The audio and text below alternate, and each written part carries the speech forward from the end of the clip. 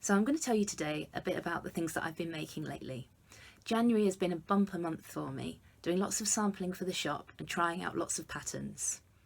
I'm a little bit late to the party with my Make 9, mainly because I probably will make quite a few garments, but I decided to focus on my Make 9 on garments that I'm making that aren't for the shop and aren't for development for workshops. So within my Make 9, I'm going to be starting with my first project, which is going to be another of the Tilly and the Buttons Cleos. Now, this pattern has been a phenomenon on Instagram and on social media, with every blogger getting involved. And when I first saw it, I thought, to be honest, that's not for me. It's quite a young style. However, when I actually made this up, it was such an easy make and I absolutely loved putting it together. So it was a really good fun dress to make. I made it in pink cord, a raspberry pink cord which we have in the shop, with a bit of stretch to it. So it just came together really well and it washes and irons beautifully. And I made that as a sample to go in the shop window.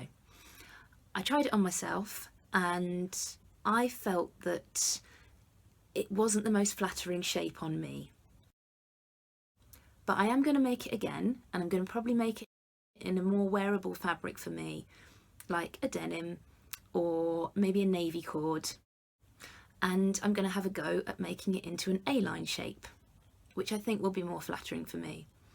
I also need to taper from probably Tilly's size 2 or 3 up to a size 4 or 5 at the hips, just to give myself enough space at the hips but nip in at the waist in order to create a flattering silhouette. So I'm going to be making another of Tilly's Cleos for my friend Emily, whose birthday it was earlier this week. She is an absolute pink addict and she won't mind me saying so. So I've picked up some really gorgeous bright pink cord this time. This is a little bit brighter than the cord that we have in the shop. I'll just bring that forward for you so you can see the grain. But it's a really lovely bright pink and I think it will suit her beautifully.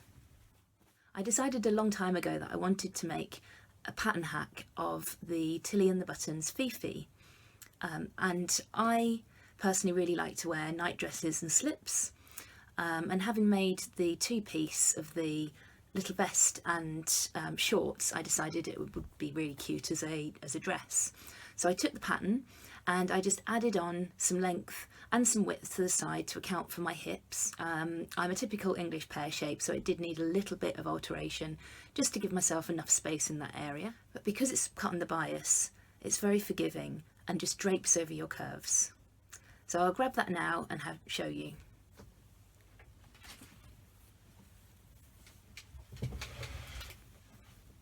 So this is going to be new to me, trying to get the camera angles right to show you the garments that I've made. And I don't have a dummy here, I only have one at the shop. So please bear with me and give me some feedback if you think that there's a better way of me showing you the garments.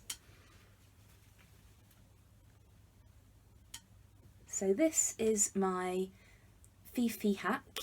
And as you can see, I've made it a little bit longer.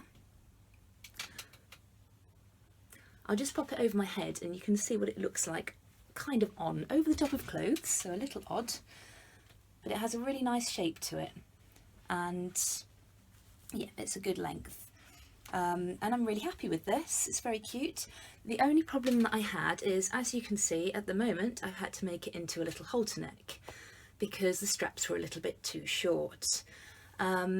I calculated them correctly according to the pattern, but I think what must have happened is the way that I like to make bias binding, especially with a slinky fabric like this. This is kind of a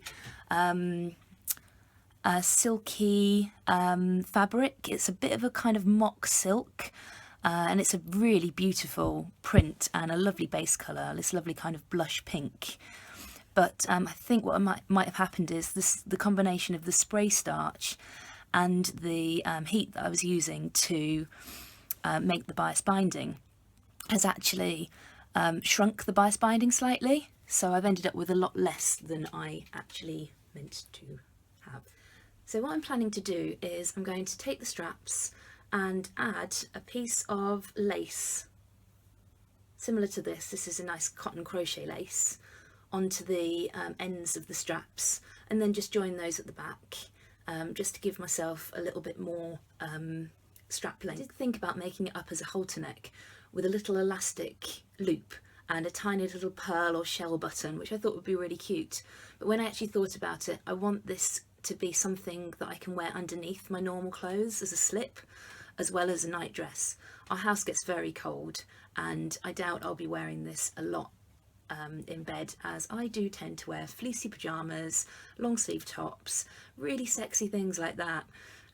But yeah, maybe in the summer I'll wear this cute little dress as a night dress, but a lot of the time I'll be wearing it underneath my handmade dresses.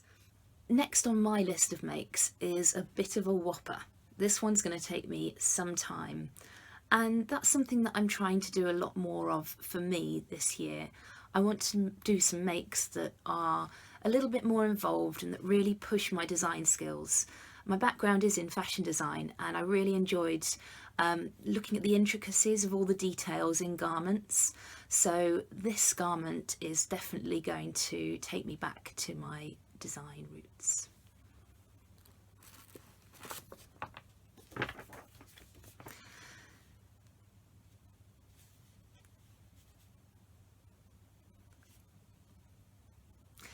It's the Kelly cagoule.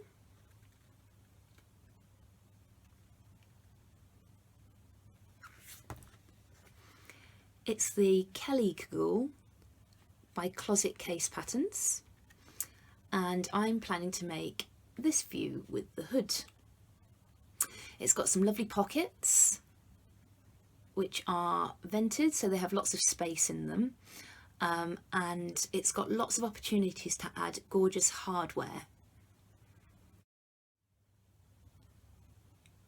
I really like this promo pic that they've done with the contrasting gold rivets and eyelets, and I'm definitely going to try and look for really quite bold hardware for this.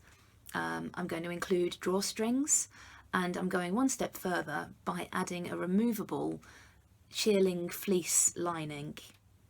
I picked up some really gorgeous shearling fleece from So Crafty online, and I'm really happy with the quality of it. It's so soft, and I actually wish I'd bought a little bit more. I only bought a metre because I figured that I could line the body and the hood. So what I plan to do is make it up as a hood and separate body, and then bind the armholes and bind all around the hood, and add some poppers so that it can be poppered into the inside of the hood and it can be attached at the armholes. I'm not going to line the sleeves because I think if I'm going to wear this coat in the winter, I'll wear it with a jumper underneath, or several jumpers. I'm a bit of a layering girl, and if I wear it in the summer, it would be really nice to be able to remove the shearling lining and to be able to wear it as a summer jacket as well. I'm planning to make that in a navy blue cotton twill, which we have again in the shop. It's a lovely cotton with elastane again, and I'm going to give it a good couple of pre-washes because I want this to almost have the washed in, worn look before I actually start to work with the fabric.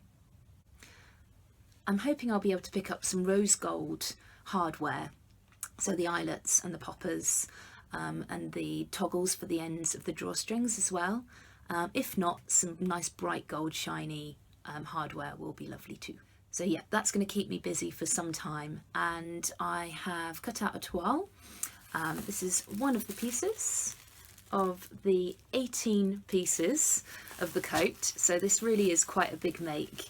I've been making a lot of very small, very quick makes recently, like the Agnes Tea, the Cocoa, our 3-piece A-line skirt, which is a self-drafted skirt for our beginners classes. And I've been enjoying making lots and lots of clothes recently, but I'm actually just going to slow down a little bit and take my time and make some much more bigger, more involved makes as well. One of these makes is going to be a Nicole dress by Sewaholic. Now, I am a bit of a Sewaholic-aholic. I really love the Granville shirt, and I've just finished making another version of that. That'll be my third now. I'll just pop a picture of it here so you can see what I've been doing. And my next make by Sewaholic is going to be this. This is how I store my PDF patterns when I print them off or when I trace off patterns. I put the pattern envelope on the front and then the back of the pattern envelope information on the back, and then I'll put it in a big envelope because nobody likes cramming the pattern pieces back into a tiny little envelope, so that makes it a little bit easier. And I'm going to be making that out of this gorgeous red floral, and as you can see there, it's got a little bit of kind of lemony yellow, kind of sagey green. It's on a lovely vibrant red base, and then it's got some pink.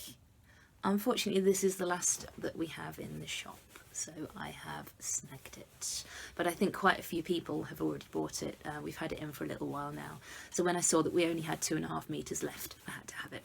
And then the next thing on my list is something that I have featured on my blog at least twice, maybe 3 times. This absolutely gorgeous Liberty silk. And as you can see, I've got it all labelled up, ready. I've got 110 centimetres by 140 centimetres of this, which doesn't give me a lot to work with, but it should be enough for a little sew over it silk cami, or maybe our bias cut top, but I'll have to lay out the pattern pieces and see what I've got to work with. I do think this would look really nice cut on the bias because it's got this kind of check effect, and I think that on the bias will actually be really, really beautiful. So I really do need to make that. That's top priority. I think I'm just a little bit scared because it's Liberty silk and it's just gorgeous, and I think it cost me a lot of money, but the good thing about buying things kind of 5 or 6 years ago, you can't remember how much you paid for them. So I just need to get over my fear and just use the fabric because it's gorgeous and it's doing it no justice, it being rolled up like this. Okay, so the next thing that I'm making, which again is going to be quite a long-term project, is a strip quilt. So I do a little bit of patchwork alongside my dressmaking just to kind of ring the changes, a bit like I'll do some homewares makes as well, and I'll include these in the vlog as well. I think it gives it a bit of variation. So what I've been working on is a strip quilt using jelly rolls, and the great thing about jelly rolls is that you basically have all the cutting done for you, so all you have to do is just piece it together. And I will stand up and show you what that looks like as well. Okay, so this is the quilt in all its glory. Well, the quilt top. And my plans are to add some camphor embroidery, which is basic straight stitch running embroidery. So this is the quilt top, and it just needs a really good press, and then I'm going to back it and add a layer of wadding, and then I'm going to hand quilt it with camphor embroidery, which is just a basic straight stitch embroidery using embroidery threads, and it's inspired by Indian camphor embroidery. So I think along with developing some patterns for Crafty So and So, which is on my list of things to do for this month, I definitely have enough there to keep me busy. It might be a month, it might be a month and a half, but I'll come back to you when I've made a few of these lovely garments up. I'd love you to follow me on my Instagram, which is Crafty Sarah Sews. Here I post lots of pictures about what I'm making, plus a few photos of my cat Ollie. If you've enjoyed this vlog, please press the like button just down below, and I hope to see you soon. Thanks very much, and happy sewing.